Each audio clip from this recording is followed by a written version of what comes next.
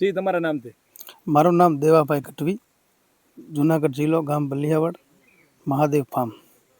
હવે ગઈકાલે 4:45 જે પવન આવ્યો એમાં વરસાદમાં 1.5 ઇંચ વરસાદ છે. એમાં ટોટલ પવનના હિસાબે અમારી 80% માલ કેરી બીજા સ્ટેની હતી ખરી ગઈ.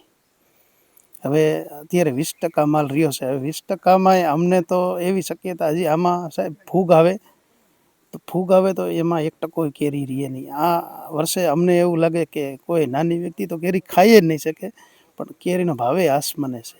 કેટલા વીઘામાં છે ને? અમારું 50 વીઘાનો ફાર્મ છે. અમારો આખું ઓર્ગેનિક ફાર્મ છે. અમે આમાં દેશી ખાતર 5,000 રૂપિયાનો એક ફેરો ગીર ગાયનું ખાતર અમે લીધેલું છે. એવી 110 ફેરા ખાતર નાખેલું સાહેબ આમાં. અને 50 થી 60 મજૂર અમારે એક મહિનો કન્ટિન્યુઅર રહેતા અહીંયા. એમાં અમે બગીચામાં કામ કરેલું છે. પછી દેશી આખો ઓર્ગેનિક છંટકાવ, ઓર્ગેનિક બનાવેલો ડીએપ. અત્યારે કેવું લાગે છે? અત્યારે અમને તો કોઈ મને આશા નથી જરી સાહેબ. હવે 20% છે, આમાં તો હવે કુદરત ઉપર છોડી દેવાનું રહ્યું. નામ યુવરાજસિંહ પઢિયાર, ગામ બલિયાવડ, જુનાગઢ. આ વખતે કમોસમી વરસાદના લીધે જે નુકસાની થઈ છે ખેડૂતને, લગભગ 80% પાક નિષ્ફળ ગયો છે. 10% છે એમાં બી ફૂગ ને અન્ય રોગ લાગવાની શક્યતા છે. સામાન્ય માણસને આ વખતે કેરી ખાવામાં ખૂબ તકલીફ પડવાની છે. અને કમોસમી વરસાદને લીધે ખૂબ મોટા પાયે બગાડ થયો છે. ખાલી એક જગ્યાએ નહીં, આ આખા જુનાગઢ પંથકમાં. અને આ કમોસમી વરસાદના લીધે કુદરતનો કહેર ખાલી ને ખાલી ખેડૂત જ સહન કરી શકે છે.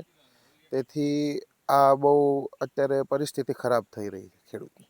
ખાસ કરીને જોવા જઈએ આપણે કેટલા વીઘામાં વાવેતર છે અને કેવી નુકસાની? 50 થી 60 વીઘામાં વાવેતર છે. 1200 કેરીના આંબા છે. એમાં 80% પાક નિષ્ફળ ગયો છે. મારું નામ મનીપભાઈ, ગામ મારું વડાલ, અને બગીચો રાખેલો છે બલિયાવાડ. હું ઇજારદાર છું. આમાં કાલે વરસાદ થયો 2 થી 2.5 ઇંચ. અને વરસાદ બહુ સારા મારો કરા સાથે પવન સાથે વરસાદ હતો. એમાં કેરીમાં નુકસાની છે બહુ. મેં 16,21,000 રૂપિયાનો બગીચો રાખેલો છે અમારો. હવે આમાં કાંઈ મને દેખાતું નથી. 80% નુકસાની છે, 20% માલ છે. હવે એ છતાં હવે આપણે આમાં જોઈશું શું છે. કેવો કુદરતનો માર? કુદરતનો માર તો બહુ જ છે ને. અત્યારે કુદરતનો માર જ કહેવાય ને. કે આપણું માર થોડું કુદરતનો જ માર છે, પણ એવી આપણા નસીબ. બરાબર છે, એમાં તો આપણું હાલતું તો નથી. કેટલી કેરી ખરી ગઈ છે? અત્યારે 80% કેરી ખરી ગઈ. સમજી લ્યો ને તમે. 20% માલ છે. ઝીણો માલ હતો એટલે બધો કાઢી નાખ્યો. હવે આશા આપને આમાં કઈ હવે તો કાંઈ આશા છે જ નહીં. હવે તો કે આપણા નસીબથી કાંઈ વાયલી કેરી નીકળે આપણા હાથમાં આવે તો એ આપણી આશા. બીજું તો શું કંઈ છે નહીં. હવે આમાં પૈસા તો થવાના જ નથી કોઈ હિસાબમાં. મારું નામ છે અમુભાઈ, વડાલના રહી છીએ અમે. અને અમે બગીચો રાખ્યો છે 16,21,000માં.